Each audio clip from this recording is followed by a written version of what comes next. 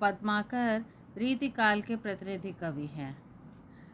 आपकी काव्य पंक्तियों में रीतिकाल का संपूर्ण वैभव ध्वन्यायित होता है। आपकी काव्य पंक्तियाँ इस प्रकार हैं। घर न सुहात बन बाहिर हो।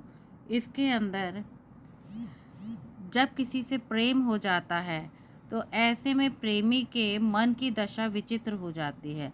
उसी का चित्रण यहाँ पर किया गया है। घर न सुहात बन बाहिर हो। बाग न सुहात जो खुशाल खुश बोही सो। कहे पद माकर घनेरे घन घाम त्योहे। चैत न सुहात चांद नेहु जोग जोही सो। साँझहु सुहात न सुहात दिन माझ कछु। व्यापी है बात सो बखानत हो तोही सो। रात हु सुहात न सुहात पर भात आली। जब मन लाग जाति काहू निर्मोही सो।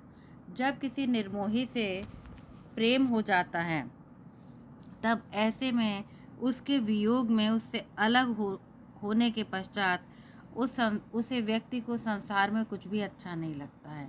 चाहे उसके लिए भी कुछ पंक्तियाँ मुझे याद आ रही हैं। आज सुनो केवल चुप रहकर, कोयल चाहे जो कह ले, पर न परागों में वैसी है चहल पहल जो थी पहले। यानी इसी प्रकार का वर्णन हमें यहाँ दिखाई दे रहा है।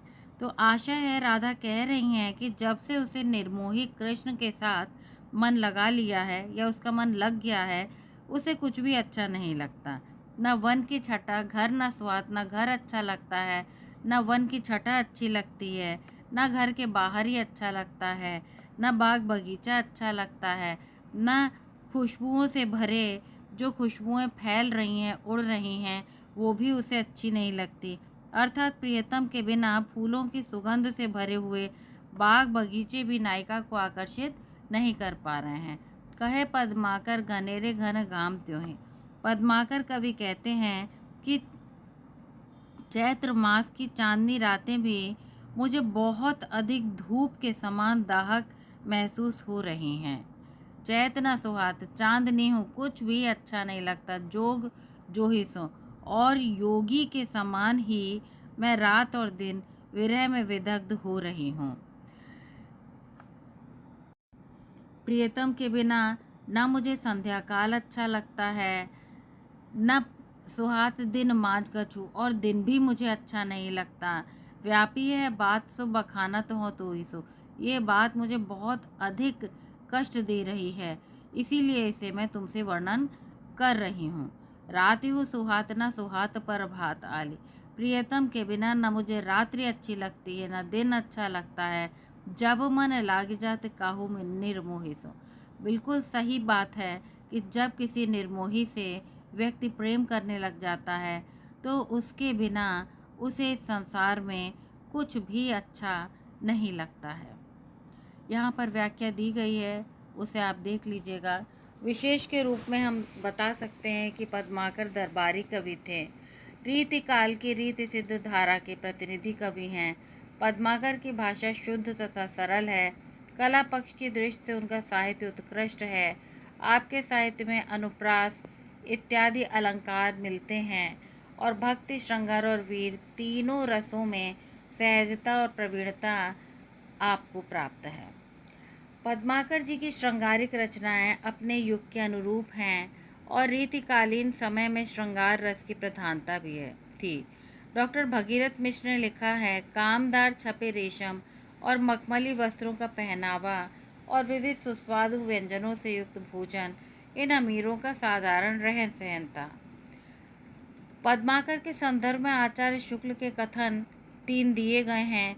आपको इसमें से जो भी अच्छा लगे आप याद कर सकते हैं। रीतिकाल के प्रतिनिधि कवियों में पद्माकर को छोड़कर और किसी कवि में मतिराम किसी चलती भाषा और सरल व्यंजना नहीं मिलती। आचार्य शुक्ल, इनकी भाषा में वो अनेक रूपता है जो एक बड़े कवि में होनी चाहिए।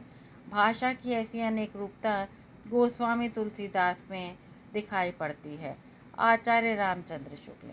इसके अतिरिक्त पद्माकर की भाषा के विषय में बताया है कि आपकी ब्रजभाषा है और आचार्य शुक्ल ने ब्रजभाषा का एक उद्धरण भी दिया है। शब्दावलियों में बिंबों का सुंदर प्रयोग है और कविताओं में मुहावरे और लोकोक्तियों का प्रयोग भी दृष्टव्य है।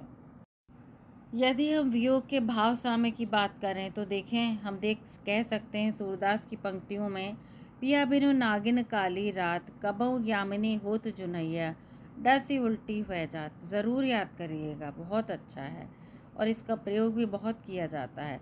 पियो सो कहु संदेशड़ा, हे भौरा हे काग, सौघन बिरह जरी मुई, तहिक धुआं हम लाग। जायसी की पंक्तियाँ हैं, ये तो आपको याद ही होंगी। मत पूछो कैसे रात कटी है मेरी, कैसे पीड़ा के साथ खेलता आया, कैसे दुख के आघात झेलता आया, कैसे सुन पाया जग वालों के ताने, कैसे जीवन की रेल ठेलता आया। दुष्यंत कुमार की पंक्तियाँ हैं। तो चांदनी के लिए दुष्यंत कुमार की और पंक्तियाँ देखिए आप। आ रही मुझको तुम्हारी याद ऐसी चांदनी में, ये गगन के दीप जल जल रोशनी फैला रहे हैं, जल मरो तुम भी किसी याद में सिखला रहे हैं, जल रहा हूँ आज मैं भी इस मुसीबत चांदनी में। यदि आपको मेरे द्वारा पढ़ाया गया यह अवतरण समझ में आया हो तो कृपया कमेंट करें, चैनल को लाइक शेयर और सब्सक्राइब करें। पढ़ने के लिए आपका बहुत बहुत आभार।